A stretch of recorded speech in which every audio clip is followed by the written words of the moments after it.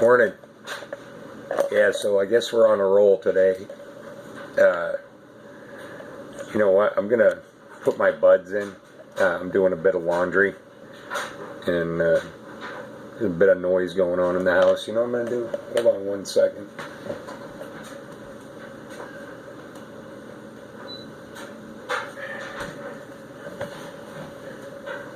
Ill prepared.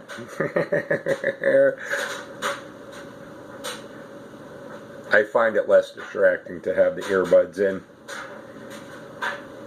Interesting.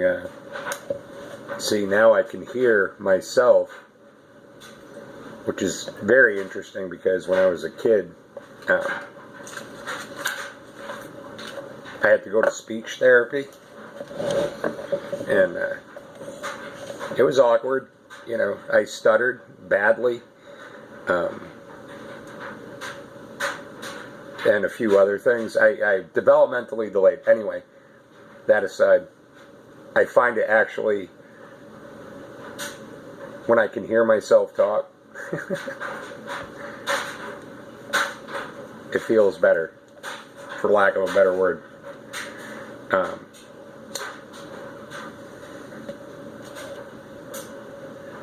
So the purpose of this one, I was just doing some of my morning routine chores, you know, putting dishes away, putting clean dishes away, doing a bit of laundry, preparing my clothes and my shoes and getting all my stuff together for my work day. And I'm reminded of a scene in a movie that was adapted from a book by Somerset Maugham, The Razor's Edge. But there was a movie made with Bill Murray. You know, many people look at Bill Murray as a relatively comedic actor, but this movie came out in 1984. As a matter of fact, this movie occurred. He did this movie the same exact time that Ghostbusters was coming out. And the only way he would agree to do Ghostbusters is if they would accommodate his schedule going back and forth from that movie set to Ghostbusters. From Ghostbusters back to that movie set.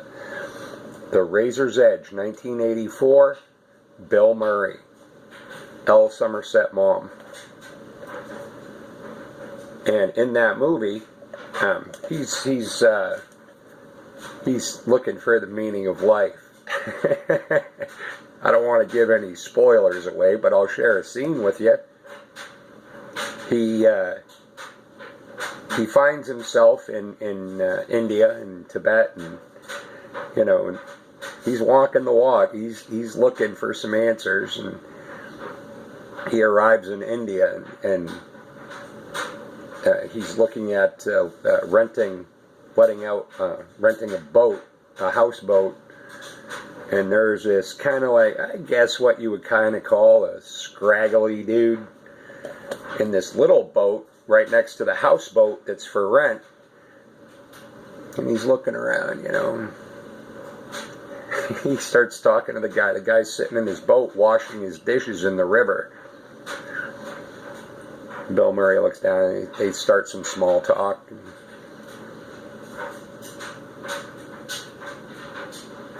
Clearly the man in the boat is not what he appears to be. And Bill Murray, the man invites him. You know, once he finds out why Bill Murray, why the character of Larry Darrell is there, you know, he's on a quest, you know, and the man in the boat washing his dishes, you know, says, well, hey, you know, if that's what you're looking for, I know a place. Interesting divine coincidences. And what he's referring to, the character that's the kind of scraggy kind of dude in the boat, what he's referring to is he goes on frequent pilgrimages to Tibetan Buddhist monastery up in the mountains, you know, way up in the mountains.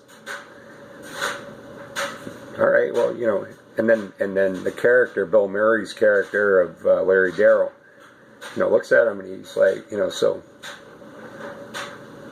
what do you think, man? He goes, you know, yeah, I'd love to. I'd love to go on this trip with you. You want me to talk to your boss for you? Excuse me, my alarm that I haven't used in probably 9 months just went off.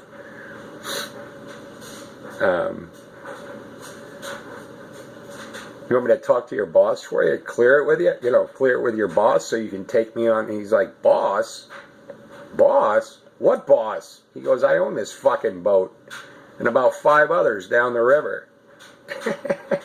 He's sitting there in his little skiff, whatever you want to call it. He's washing his dishes. He looks up at him. He goes, this is a religious experience for me. This is a spiritual experience for me. So here we are. I'm washing my dishes, doing a bit of laundry, preparing for my day at work. Went and grabbed some talcum powder, some baby powder, baking soda, whatever. Sprinkle all of that in my boots, keep my feet nice and dry. And you know, without exception, you know, and I think it really does, it holds up.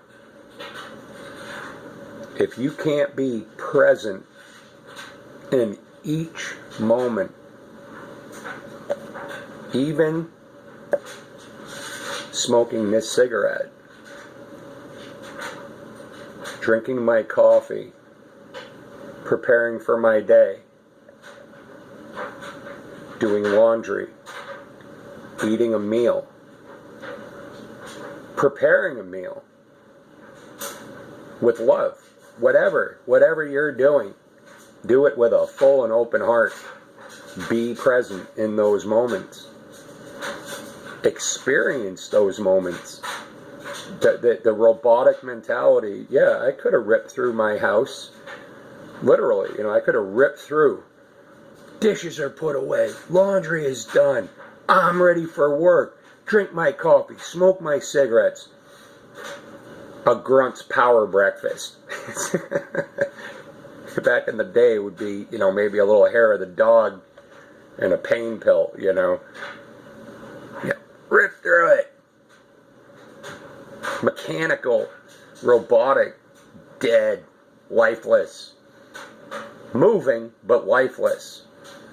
No soul. So I'm sitting here and walking around my house doing these little things, and I'm like, dude, you're on point, man. I suddenly realized that I was doing what I had witnessed in that movie, or witnessed in others. I know I've been doing it, but I was conscious I was doing it. It was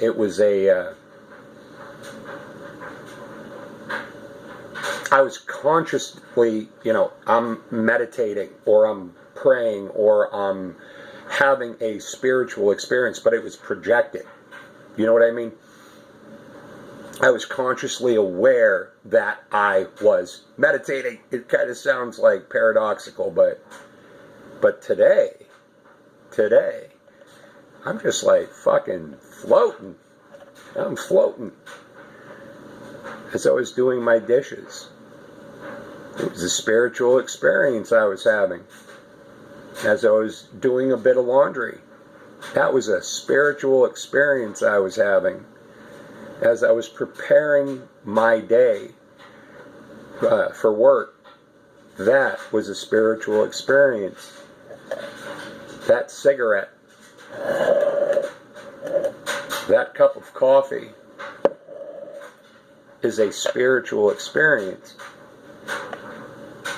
And in that moment, it occurred to me, if I can't have a spiritual experience with these simple wonderful, beautiful, basic things, how am I going to have a genuine, or excuse me, not a genuine, that's not the right word, my apologies.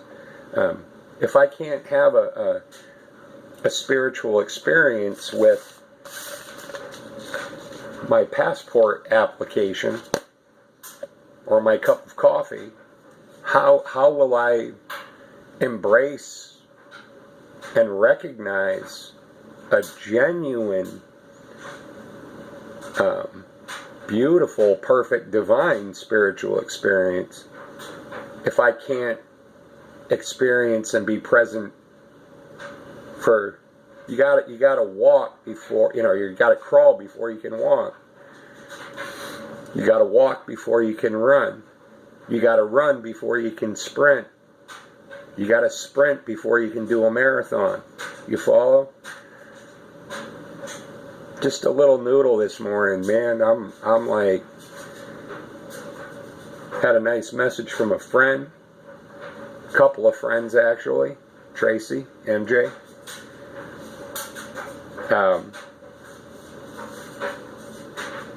Yesterday, last couple of days, issues at work. Time to move on. Time to move on. And I got, so 2 friends, and then a third, another job offer, another one. So my life is just like, it's my life, my experience right now, it's guiding itself.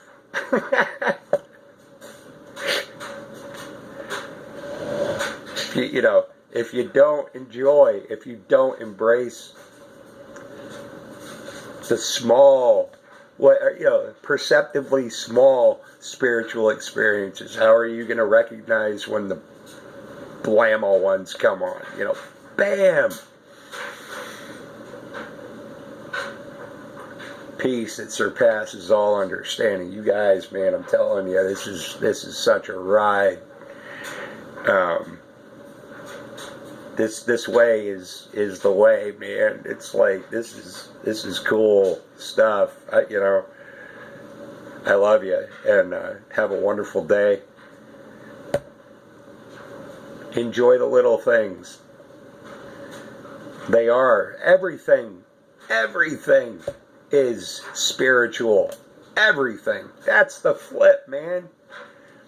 We've been taught to think everything is this and this and this.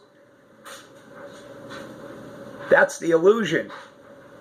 You are not, excuse me, and I'm quoting somebody else, I'm trying to get out of that stuff. You are not a human being having a spiritual experience. You are a spiritual being having a human experience. Wake up. Everything is beautiful. Everything. Even that stupid cigarette. There is an experience in that. Peace that surpasses all understanding. Scott Zotella 1966 at gmail.com. That is a real email address. I welcome any correspondence, positive feedback, negative feedback. I'm not so keen on troll feedback, but if you feel like, you want to stop in and kick up some dust, I would simply ask that you ask yourself, why? What is it about you that makes you want to do that? Before you hit the send button or reply or whatever. So, but anyway, you're all welcome here. I love you all.